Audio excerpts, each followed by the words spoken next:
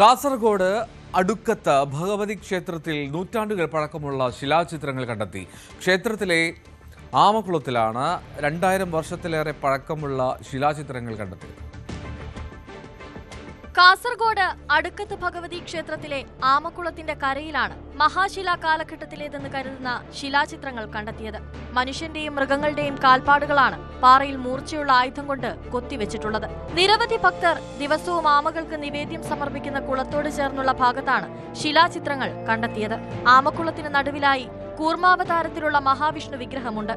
മനുഷ്യന്റെ ഒരു ജോഡി കാൽപ്പാടുകളും മൃഗങ്ങളുടെ നിരവധി കാൽപ്പാടുകളുമാണ് 2000 വർഷം മുൻപുള്ള സംസ്കാരത്തിന്റെ ചരിത്ര സാക്ഷിയായി ഇന്നും നിലനിൽക്കുന്നത്.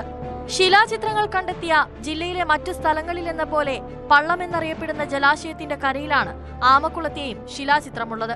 ആമക്കുളത്തിലെ ആമയൂട്ടിനെ കുറിച്ച് Kanhangad Nehru arts and science കോളേജിലെ ചരിത്രാധ്യാപകനായ ഡോക്ടർ നന്ദകുമാർ കോറോത്ത് നടത്തിയ നിരീക്ഷണത്തിലാണ് ശിലാചിത്രങ്ങൾ കണ്ടെത്തിയത്. ഏകദേശം 2000 വർഷമെന്ന് കരുതാവുന്ന ഒരു കാലഘട്ടത്തിലായിരിക്കാം രത്നഗിരി ജില്ല മുതൽ വയനാട് വരെ കാണപ്പെടുന്ന ശിലാചിത്രങ്ങളുടെ ഗണത്തിൽപ്പെടുത്താൻ വേണ്ടി പറ്റുന്നവയാണ് അടുക്കത്ത് ഭഗവതി ക്ഷേത്രത്തിന്റെ പള്ളത്തിന് കരയിലുള്ള ഈ കാൽപ്പാടുകളും. മഹാരാഷ്ട്രയിലെ രത്നഗിരി മുതൽ വയനാട് വരെ ചെങ്കൽപ്പാറകളിൽ സമാന രീതിയിലാണ് പ്രാചീന മനുഷ്യർ ശിലാചിത്രങ്ങൾ വരച്ചുവെച്ചിട്ടുള്ളത്.